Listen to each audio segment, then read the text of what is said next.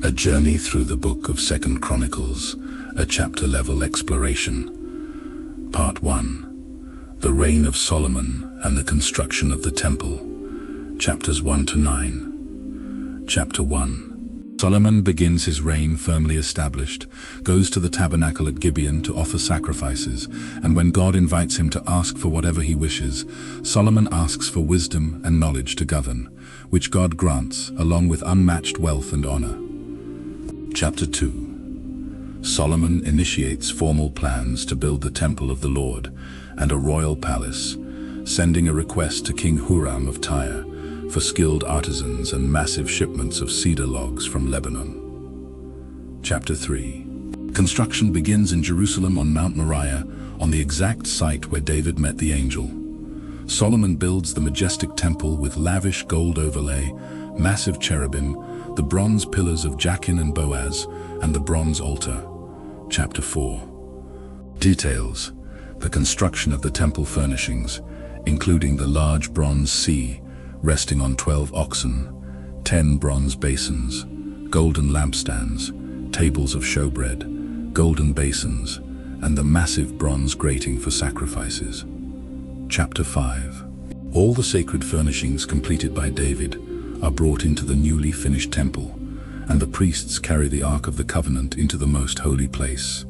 As the Levites and musicians lift their voices in unified praise, the glory of God fills the temple in a cloud, so thick the priests cannot stand to minister. Chapter 6. Solomon offers a moving prayer of dedication before the entire assembly, kneeling before the bronze altar and asking God to hear the prayers of his people, whether they pray toward the temple in times of war, drought, famine, or foreign exile. Chapter 7. Fire falls from heaven to consume the burnt offerings, and the glory of the Lord fills the temple once again. After a massive 7-day feast, God appears to Solomon at night, promising that if his people humble themselves and pray, he will forgive their sin and heal their land. Chapter 8. Solomon completes his 20-year building campaign, fortifying cities, organizing forced labor from non-Israelite nations, and establishing a regular rotational schedule for temple worship and sacrifices, just as David had commanded. Chapter 9. The Queen of Sheba visits Jerusalem, testing Solomon with hard questions and marveling at his wisdom, wealth, and the opulence of his court before returning home, followed by a summary of Solomon's 40-year reign and death. Part 2. The Kings of Judah and Spiritual Reforms. Chapters 10 to 28. Chapter 10. Rehoboam travels to Shechem to be crowned, but when he rejects the elders' advice and harshly threatens to increase the people's labor burden, the northern tribes rebel, splitting the kingdom and assassinating Rehoboam's forced labor supervisor. Chapter 11. Rehoboam gathers an army to reconquer the north, but the prophet Shemaiah commands them to stop because the division is from God. Rehoboam instead fortifies Judah and Benjamin, while faithful Levites and priests migrate south to escape northern idolatry. Chapter 12. Once Rehoboam's kingdom is secure, he abandons the law of God, prompting Pharaoh Shishak of Egypt to invade Jerusalem with a massive army. After Shemaiah rebukes the king, Rehoboam humbles himself, saving the city from total destruction, though Shishak loots the temple and palace treasures. Chapter 13. Abijah ascends the throne of Judah and wages war against Jeroboam of Israel, delivering a passionate speech about the legitimacy of Judah's priesthood before God miraculously strikes the northern army, granting Judah a massive victory. Chapter 14. Asa becomes king, instituting a sweeping religious reform that removes foreign altars and high places, leading to a peaceful decade where he fortifies cities and subsequently defeats a massive invading Cushite army of 1 million men after crying out to God for help. Chapter 15. Encouraged by the prophet Azariah, King Asa gathers all of Judah for a massive national covenant renewal ceremony, seeking God with all their heart and removing his own mother Maacah from her position as queen mother, because she made a detestable Asherah pole. Chapter 16. Late in his reign, when threatened by Baasha of Israel, Asa foolishly hires the king of Aram with temple silver and gold, rather than trusting God. When the seer Hanani rebukes him, Asa flies into a rage and imprisons him, eventually developing a severe foot disease, from which he dies. Chapter 17. Jehoshaphat reigns righteously, sending officials and Levites throughout the cities of Judah with the book of the law to teach the people, resulting in widespread respect, economic stability, and a powerful standing army. Chapter 18. Jehoshaphat makes a disastrous political and marital alliance with wicked King Ahab of Israel, joining him in a military campaign against Ramoth-Gilead, despite the accurate prophetic warning of Micaiah, which ends with Ahab being killed in battle by a stray arrow. Chapter 19.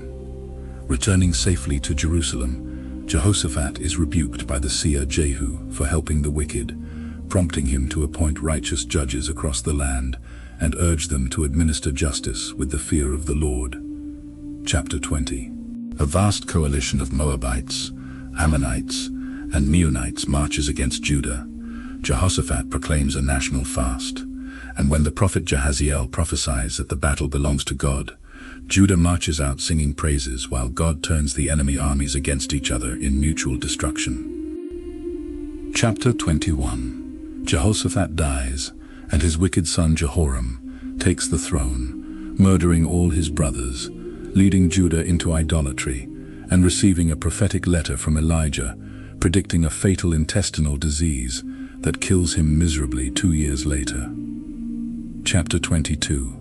Jehoram's youngest son, Ahaziah, reigns wickedly for just 1 year under the bad influence of his mother Athaliah, daughter of Ahab, before being killed by Jehu during his coup, after which Athaliah slaughters the royal family to seize the throne. Chapter 23. The high priest Jehoiada orchestrates a bold coup, hiding young Joash in the temple for 6 years, crowning him in the 7th year, executing Athaliah, and tearing down the temple of Baal while restoring covenant worship. Chapter 24. Joash reigns well as long as Jehoiada is alive, repairing the temple through a chest collection, but after Jehoiada's death, Joash caves to the officials of Judah, abandons God, and has Zechariah, Jehoiada's son, stoned to death for rebuking them, prompting an Aramean invasion and Joash's assassination by his own servants. Chapter 25. Amaziah becomes king, defeating the Edomites but foolishly bringing their idols back to worship them.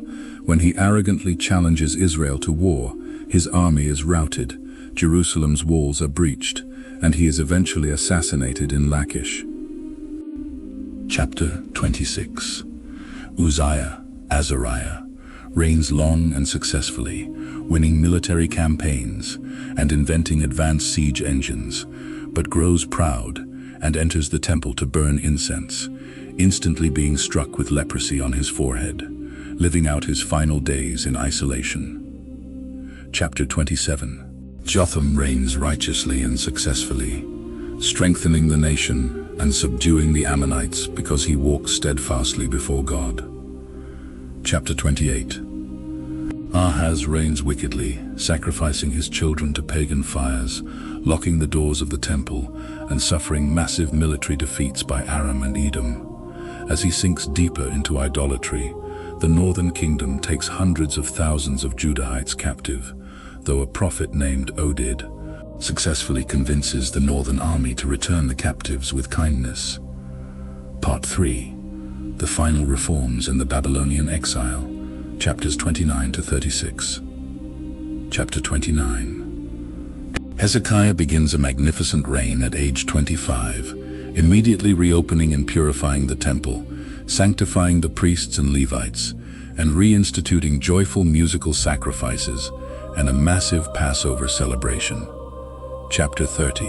Hezekiah sends couriers throughout all Israel and Judah, inviting everyone to celebrate a massive unified Passover in Jerusalem, even extending grace to those ceremonially unclean so they might celebrate together. Chapter 31. Following the Passover, the people eagerly smash remaining idols, high places and Asherah poles across Judah and Ephraim, enthusiastically bringing their first fruits and tithes to support the Levites and temple workers. Chapter 32. When King Sennacherib of Assyria invades Judah and besieges fortified cities, Hezekiah blocks the water sources outside Jerusalem, builds up the walls and encourages the people. When Hezekiah and the prophet Isaiah cry out to heaven, God sends an angel who annihilates the Assyrian army. Chapter 33. Manasseh reverses all of Hezekiah's reforms, committing unspeakable wickedness, until the king of Assyria captures him with hooks and takes him to Babylon in chains. In his profound distress, Manasseh humbles himself deeply before God, and God restores him to his throne in Jerusalem, where he spends his final years removing idols. Chapter 34. Young King Josiah comes to power, launching a massive purge of idols across the land at age 20, while repairing the temple at age 26. The high priest Hilkiah discovers the book of the law, prompting Josiah to tear his clothes and consult the prophetess Huldah concerning the impending judgment. Chapter 35. Josiah gathers all of Judah to celebrate the greatest Passover since the days of the prophet Samuel, but tragically ignores divine warnings later on, dressing in disguise to fight Pharaoh Necho at Megiddo, where he is fatally shot by archers, plunging the nation into deep mourning. Chapter 36. Judah spirals through a rapid succession of final puppet kings, Jehoahaz, Jehoiakim, Jehoiakin, and Zedekiah, who ignore divine warnings from prophets, resulting in King Nebuchadnezzar of Babylon executing a final devastating siege in 586 BC that burns the temple, destroys Jerusalem, and carries the surviving population away into exile to fulfill the land's 70 years of Sabbath rest, concluding with a note of grace from Persian King Cyrus, authorizing the rebuilding of the temple in Jerusalem. Epilogue. The Book of Chronicles continues the narrative from the reign of Solomon through the construction and dedication of the temple, the political history of the divided southern kingdom of Judah, and the ultimate tragedy of the Babylonian exile, ending with the decree of Cyrus, allowing the exiles to return.